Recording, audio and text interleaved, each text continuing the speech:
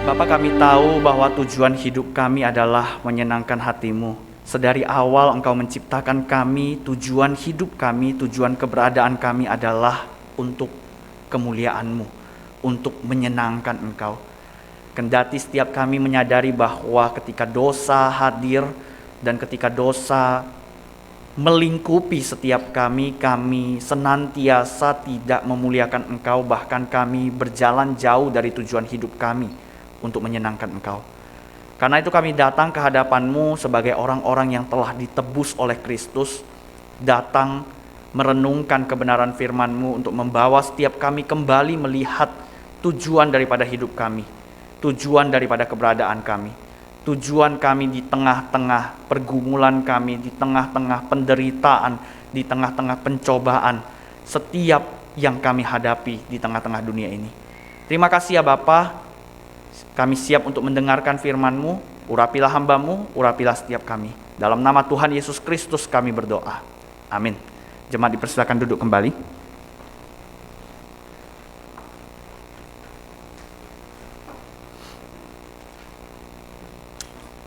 Selamat pagi saudara yang dikasihi Tuhan. Selamat pagi. Ya.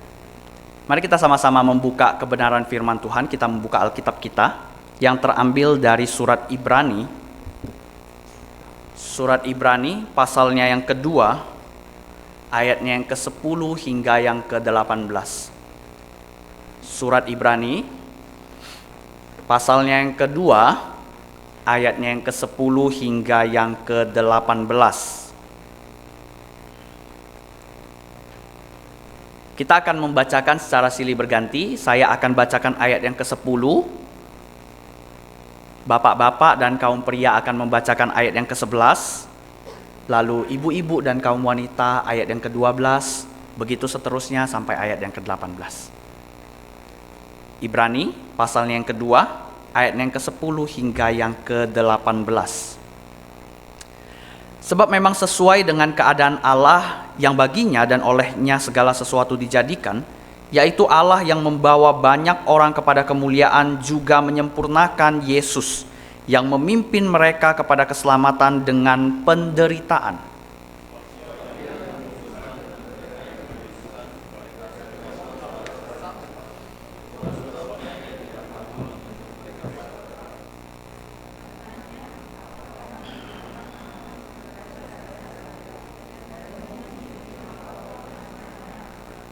Dan lagi, aku akan menaruh kepercayaan kepadanya. Dan lagi, sesungguhnya inilah aku dan anak-anak yang telah diberikan Allah kepadaku.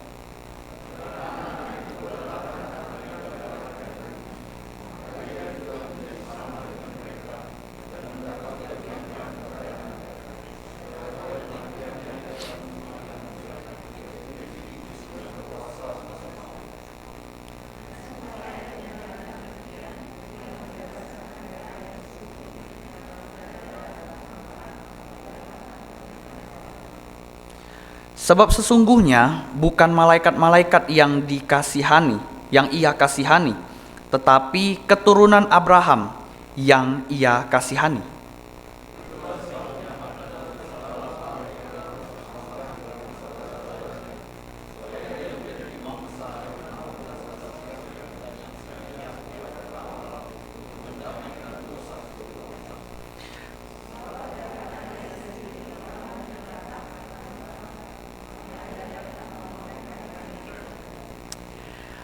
Saudara, seperti yang kita tahu dan seperti yang kita lihat di dalam kalender kita masing-masing, kalau misalnya setiap hari kita melihat kalender dan mungkin kalau hari ini kita melihat kalender, kita tahu bahwa esok hari itu adalah hari Waisak.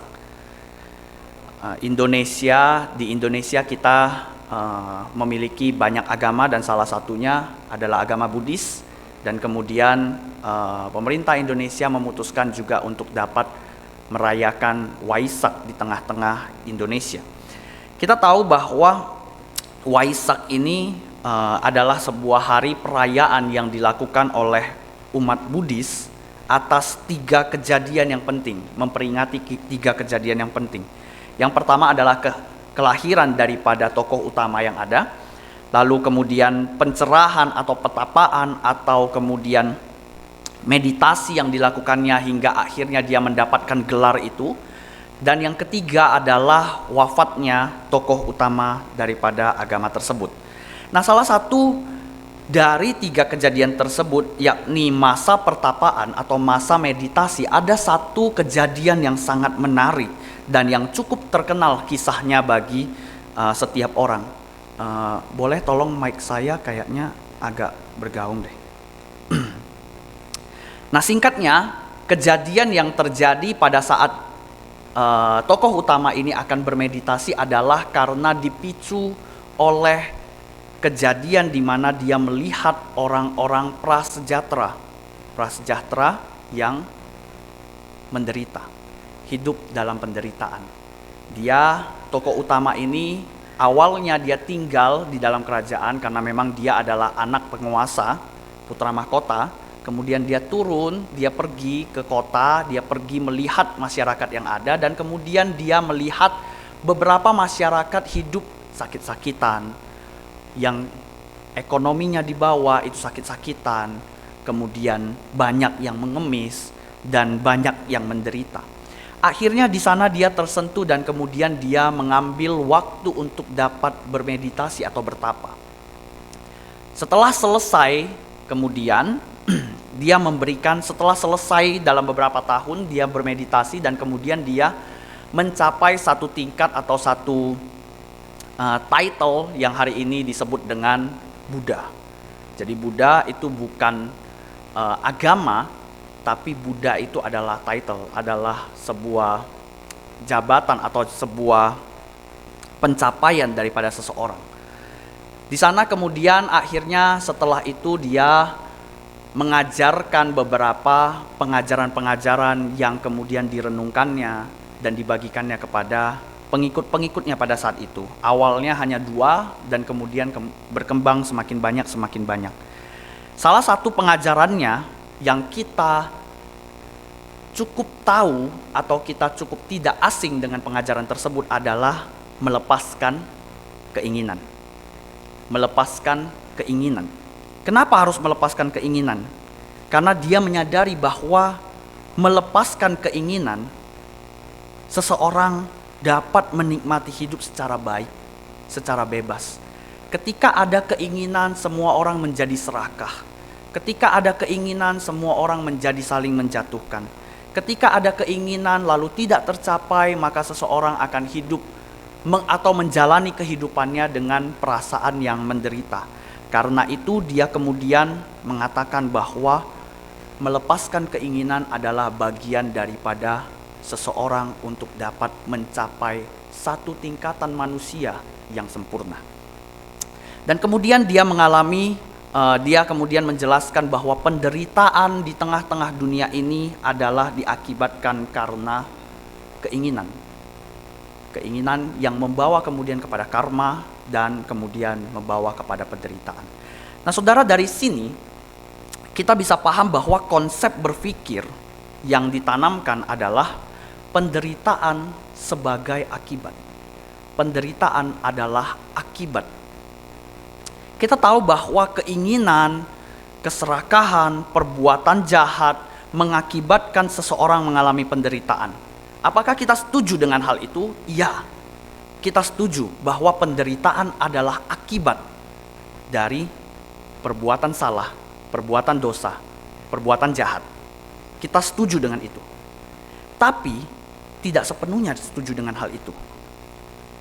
Karena kita menyadari bahwa di dalam kepercayaan kita, di dalam kitab yang paling awal atau di dalam pasal-pasal yang paling awal, kita mendapati bahwa ketika dosa pertama itu ada di tengah-tengah manusia, manusia itu dilahirkan dengan keberdosaan. Sehingga tidak peduli orang itu mau buat baik, mau buat jahat, dia tetap akan mengalami yang namanya penderitaan. Tidak peduli dia sudah pernah berbuat jahat atau dia masih bayi yang baru lahir yang belum berbuat jahat, dia tetap akan merasakan yang namanya penderitaan. Itulah yang tidak bisa dijawab ketika kita mengatakan penderitaan adalah akibat. Itulah yang kemudian dijawab di dalam kepercayaan kita bahwa penderitaan itu tidak selamanya karena akibat dari perbuatan salah, perbuatan jahat, bukan. Tapi karena dosa itu sendiri, itu adalah penderitaan. Ketika kita tahu, ketika kita belajar Allah menyampaikan kepada manusia, Adam dan Hawa pada masa itu, ketika engkau memakan buah ini atau ketika engkau melanggar perintahku, maka engkau akan mati. Mati di sana punya nuansa chaos. Chaos bukan hanya berbicara tentang mati secara fisik atau mati secara rohani, tapi chaos juga berbicara tentang penderitaan atau pencobaan yang dialami oleh hidup. Yang kemudian itu juga berdampak kepada dunia, kepada hewan, kepada tumbuhan, semuanya menjadi mengalami yang namanya kerusakan. Itulah kepercayaan kita. Dan itulah dasar yang juga kita dapat lihat dalam kehidupan sehari-hari kita.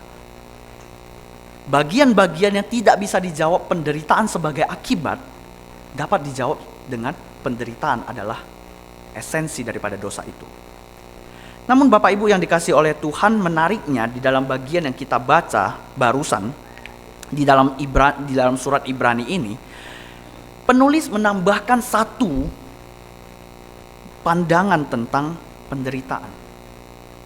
Penderitaan bukan hanya sebagai akibat, penderitaan bukan hanya sebagai essence atau keberadaan daripada dosa, tapi penulis mengatakan penderitaan adalah sebagai alat. Penderitaan adalah alat. Dan dimulai dengan ayat yang ke-10 kita bisa melihat penulis Ibrani jelas sekali mengatakan disempurnakan. Siapa yang disempurnakan? Pekerjaan Yesus sebagai juru selamat disempurnakan melalui penderitaan. Yesus Kristus hadir di tengah-tengah dunia ini bukan menjadi Mesias yang kemudian datang lalu pergi begitu saja, bukan. Tapi dia harus melalui yang namanya penderitaan, bukan hanya karena itu sesuai dengan apa yang dinubuatkan perjanjian lama, tapi penulis Ibrani mengatakan bahwa penderitaan adalah bagian daripada pembentukan untuk mencapai kesempurnaan. Penderitaan adalah bagian yang dipakai oleh Allah sebagai alat untuk dapat menyempurnakan pekerjaan juru selamat. Saudara, sebagaimana dijelaskan kemudian di ayat-ayat selanjutnya bahwa Yesus menjadi manusia seutuhnya, darah dan daging sebagaimana kita, kemudian mati menanggung dosa penderitaan setiap kita, bangkit dan menguduskan setiap kita. Di sini kita melihat penderitaan dipakai oleh Yesus sebagai alat dalam proses tersebut. Proses menyempurnakan karya keselamatannya. Dan perikop ini memperlihatkan juga kepada kita bahwa menangnya Yesus atas penderitaan ini melimpahkan kita anugerah. Bukan hanya melimpahkan kita keselamatan, tapi melimpahkan kita berbagai rupa anugerah. Saya tidak akan membahas detil-detilnya karena kita sudah berulang kali bahas ini di dalam kebaktian umum, di dalam doa Rabu dan di dalam KTB. Yang akan kita lihat bersama-sama hari ini adalah apa yang sudah kita lakukan, apa yang harus kita lakukan melalui apa yang telah Yesus lakukan. Apa yang harusnya kita lakukan itu meneladani apa yang harusnya telah Yesus lakukan di dalam perjalanan panggilannya, di dalam pelayanannya, di dalam hidupnya di tengah-tengah dunia bersama-sama dengan manusia. Hal yang pertama yang dapat kita lihat adalah kesempurnaan karya Yesus itu menjadikan kita keluarga atau anak-anak Allah. Dan di tengah-tengahnya itu Yesus adalah yang sulung di antara kita. Hal ini tentu bukan hal yang asing, kita sudah sering mendengar dan kita sudah mempelajarinya.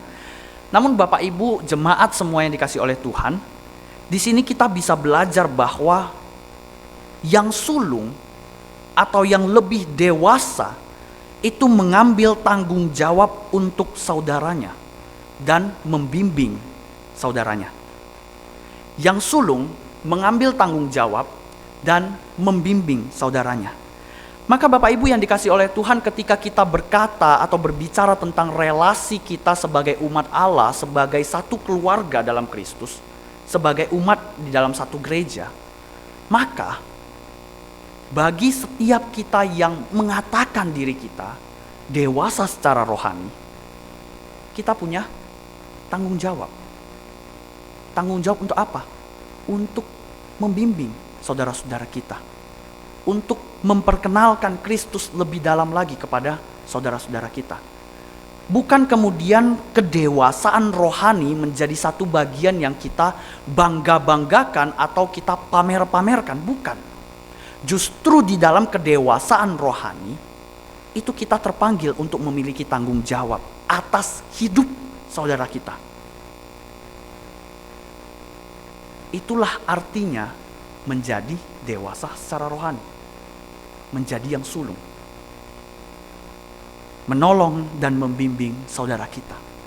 Hal yang kedua, kesempurnaan dari karya Yesus itu mengalahkan kuasa iblis.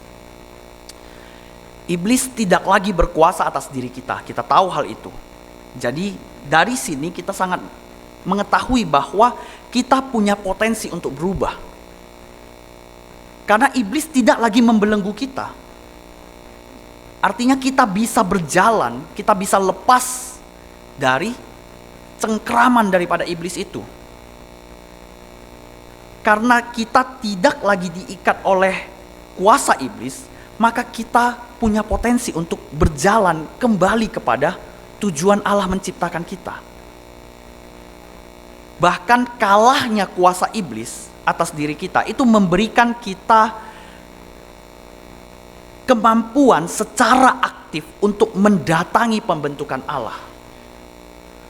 Pembentukan Allah benar, secara pasif itu datang daripada Allah kepada setiap kita. Benar. Tapi bukan berarti kita hanya pasif menunggu, ya udah tunggulah nanti waktunya Tuhan, saya pasti akan berubah dengan sendirinya. Tidak. Tidak ada yang seperti itu. Justru matinya iblis, kalahnya kuasa iblis itu menandakan bahwa kita sudah lepas dari cengkeraman itu. Kita sudah bisa berjalan. Kita diajak untuk bangkit dari belenggu kita. Tapi kita tidak akan bisa jalan keluar dari belenggu itu kalau kita tidak mau bangkit. Kalau kita tidak menerima sambutan tangan daripada Yesus Kristus. Artinya kita perlu secara aktif menerima pembentukan daripada Yesus Kristus. Disitulah makna daripada kalahnya kuasa iblis atas kita. Memampukan kita untuk dapat secara aktif mendatangi pembentukan daripada Allah. Hal yang ketiga yang kita lihat dari kesempurnaan karya Kristus adalah mengalahkan ketakutan atas kematian. Saudara, sebagaimana yang kita sudah pelajari, kematian itu memiliki 3 makna. Atau kita mengenal ada 3 jenis kematian. Kematian rohani atau kematian spiritual, kematian fisik, dan kemudian kematian kekal. Ketika manusia jatuh dalam dosa, ketika kita semua dilahirkan dalam keberdosaan, kita mati secara rohani. Yesus Kristus datang di tengah-tengah kita melayani sebagai seorang juru selamat, itu membebaskan kita dari kematian rohani dan memberikan kita pengharapan bahwa kita tidak akan mengalami kematian kekal. Kematian rohani berbicara tentang keterpisahan daripada Allah. Kematian fisik berbicara tentang keterpisahan kita dengan sesama kita, dengan manusia lainnya. Dan kematian kekal berbicara tentang kematian abadi, di mana kita tidak akan pernah bertemu lagi dengan Allah maupun dengan sesama kita. Di sanalah kita akan meratapi diri kita sendiri atas kebodohan kita, atas ketidakselamatan kita. Benar bahwa Yesus datang itu menyelamatkan kita dari kematian rohani dan memberikan pengharapan bahwa kita tidak akan mengalami kematian kekal. Namun bukan berarti walaupun hari ini kita tetap akan mengalami kematian fisik, bukan berarti ketakutan daripada kematian fisik itu masih membelenggu kita. Tidak. kematian fisik tidak lagi membelenggu kita, tidak lagi memberikan ketakutan kepada kita. Karena apa? Karena kita tahu setelah Yesus datang kedua kalinya, kita akan bersama-sama dengan orang-orang percaya lainnya, bersama-sama dengan Allah, hidup di dalam kebersamaan, di dalam persekutuan. Di sanalah kita mengetahui bahwa adanya pengharapan mematikan yang namanya ketakutan. Ketakutan daripada kematian fisik. Karena itu setiap kali ketika kita atau saudara-saudara kita atau di tengah-tengah umat percaya ada yang berduka, kita selalu mengatakan bahwa kita percaya kita akan bertemu kembali. Pengharapan itu bukan hanya sekedar omong kosong belaka, pengharapan itu bukan hanya pengharapan kosong supaya menghibur saudara-saudara yang sedang berduka pada saat itu, bukan. Tapi karena kita memang percaya Tuhan menyelamatkan kita, memberikan kita pengharapan bahwa kita akan kembali bersama-sama dengan Dia, bersama-sama dengan umat percaya lainnya. Karena itu kita tidak lagi menangis ketika berduka, kita tidak lagi menangis atas keterpisahan kekal, bukan. Kita menangisi memori kita, kenangan kita, emosi kita yang tercipta di dalam kebersamaan kita selama ini, selama hidup. Itu yang kita tangisin. Tapi kita meredakan tangis kita karena kita tahu bahwa nanti kita akan berjumpa lagi. Disitulah letak sukacita kita, karena kita akan bersama-sama kembali. Hal yang keempat, kesempurnaan daripada karya Yesus menjadikannya imam atas kita. Saudara, imam adalah salah satu dari 3 representasi atau perantara kehadiran Yesus Kristus di dalam perjanjian lama. Ada imam, ada raja, ada nabi. Ketiganya adalah menggambarkan kehadiran Yesus Kristus nantinya. Dan Yesus Kristus hadir sebagai imam, perantara antara Allah kepada manusia.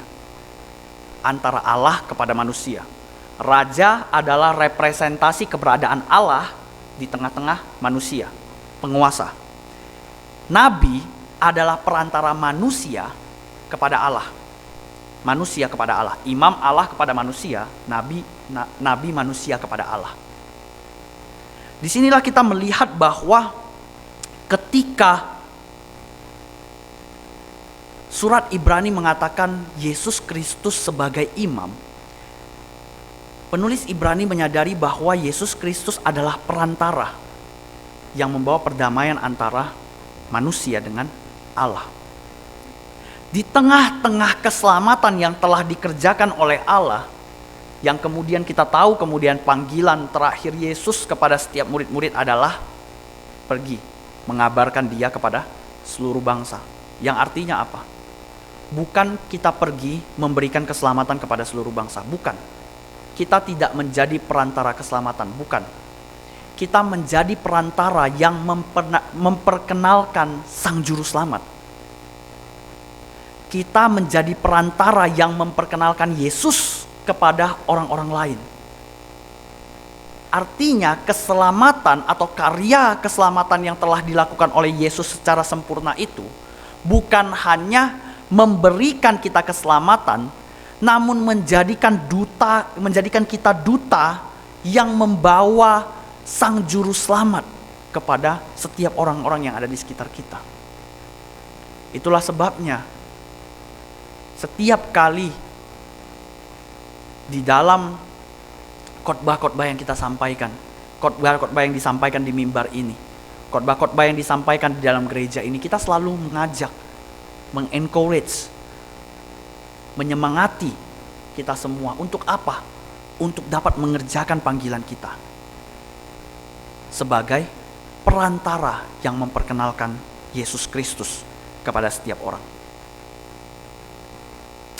Dan kita tahu di dalam Matius 28 bukan hanya panggilan menjadi perantara yang diberikan kepada kita, namun kuasa yang daripada Yesus Kristus sendiri membuat kita, menguatkan kita untuk dapat menjadi perantara itu.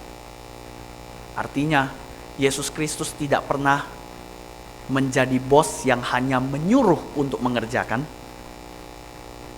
tapi menjadi pemimpin yang memberikan kuasa, yang memberikan kemampuan, yang memperlengkapi setiap kita untuk dapat menjadi perantaranya. Dan yang terakhir, kesempurnaan karya Yesus Kristus menolong kita untuk dapat menghadapi pencobaan.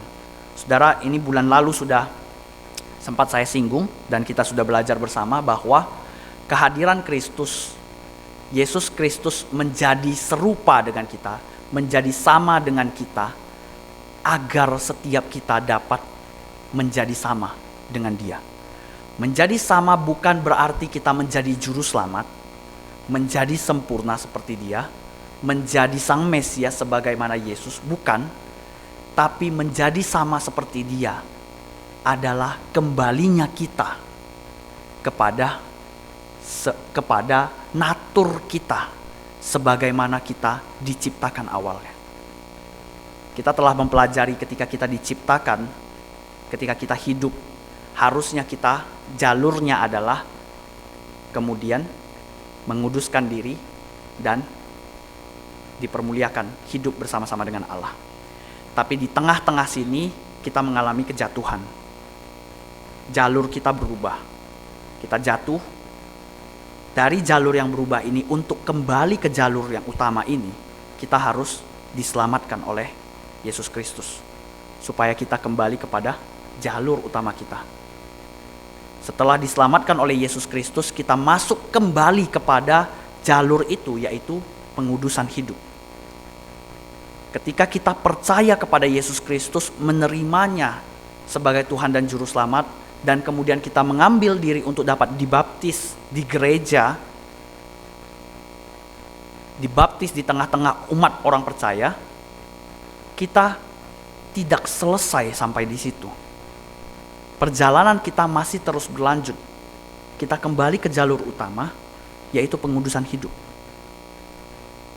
Kita kembali untuk apa? Untuk memperbaiki diri kita, natur keberdosaan kita. Dalam tanda kutip kita tahu, Alkitab mengatakan manusia lama kita. Manusia lama kita diperbaiki agar menjadi manusia seutuhnya, sebagaimana ciptaan Allah yang seutuhnya, yang baik adanya. Kembali ke sana dan kemudian kita nantinya akan dipermuliakan bersama-sama dengan Allah, bersama-sama dengan umat percaya lainnya, hidup di dalam persekutuan itu. Kesempurnaan karya Kristus menolong kita untuk menghadapi pencobaan itu, untuk menjadi serupa dengan Dia, menjadi sama dengan Dia. Namun ada satu hal lagi yang kita perlu ingat dan kita perlu lihat. Ketika kesempurnaan karya Kristus, ketika kita melihat bahwa Kristus melihat penderitaan bukan lagi sebagai sesuatu yang menyakiti atau menghalangi kita untuk dapat bertumbuh. Kristus justru melihat penderitaan, pencobaan, penganiayaan, segala macam yang kita anggap negatif, itu justru dipakai sebagai alat, tools. Untuk apa? Untuk supaya dirinya menjadi sempurna. Yang artinya ketika kita ditolong oleh Allah, ketika kita diselamatkan oleh Yesus Kristus, kita tidak lagi memandang penderitaan sebagai satu hal yang menyesakkan kita, bukan. Benar, penderitaan itu menggerogoti kita, benar. Pencobaan itu membuat hati kita luka, hati kita sedih, benar. Tapi kita tidak lagi melihat pencobaan, penderitaan sebagai kutuk. Melainkan kita melihatnya sebagai alat yang menyempurnakan kita. Alat yang membentuk kita. Itulah sebabnya Paulus di dalam perjalanan panggilannya, dia tidak lagi melihat penderitaan sebagai satu hal yang membuat dia berhenti melayani Allah. Dia tidak lagi, dia mengencourage, dia mengingatkan, dia menyemangati umat Allah untuk melihat penderitaan sebagai apa? Melihat penderitaan bukan sebagai satu hal yang membawa mereka untuk berpaling dari Allah. Berulang kali di jemaat manapun, Paulus selalu mengingatkan bahwa penderitaan tidak seharusnya membuat kita berpaling daripada Yesus Kristus. Yang artinya hari ini bagi setiap kita umat Allah, penderitaan bukan lagi sesuatu yang kita pandang sebagai akibat.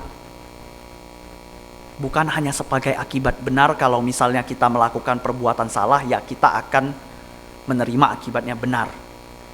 Tapi kalaupun kita tidak berbuat salah, kalaupun kita tidak berbuat dosa, tidak melanggar dosa, tidak melakukan perbuatan-perbuatan yang mendukakan hati Allah, nah kita hidup dengan benar, kita berusaha dengan benar, kita belajar dengan benar, studi dengan benar, kita bekerja dengan benar, dengan taat kepada Allah, tapi masih saja merasakan penderitaan, maka ingatlah bahwa penderitaan itu bukan karena kita kurang melakukan apapun. Benar bahwa kita tidak boleh menyombongkan diri, tapi ingat bahwa iblis juga bisa menjatuhkan kita dengan membuat kita putus asa. Karena itu ingatlah, ketika kita hidup dengan benar, ketika kita menaati Allah, tapi kita masih mengalami penderitaan, maka ingatlah bahwa itu merupakan bagian dari pembentukan kita. Untuk apa? Untuk menjadi serupa dengan Kristus. Dari sinilah kita menyadari bahwa penderitaan yang awalnya adalah kutuk yang menghantui kita, memang dapat tetap kita rasakan, namun dapat dipakai oleh Allah menjadi alat yang menyempurnakan kita, menyempurnakan karya keselamatannya, dan menyempurnakan kita sebagai ciptaan baru, sebagai manusia baru, sebagai umat Allah yang dikuduskannya. Mari kita bersatu dalam doa.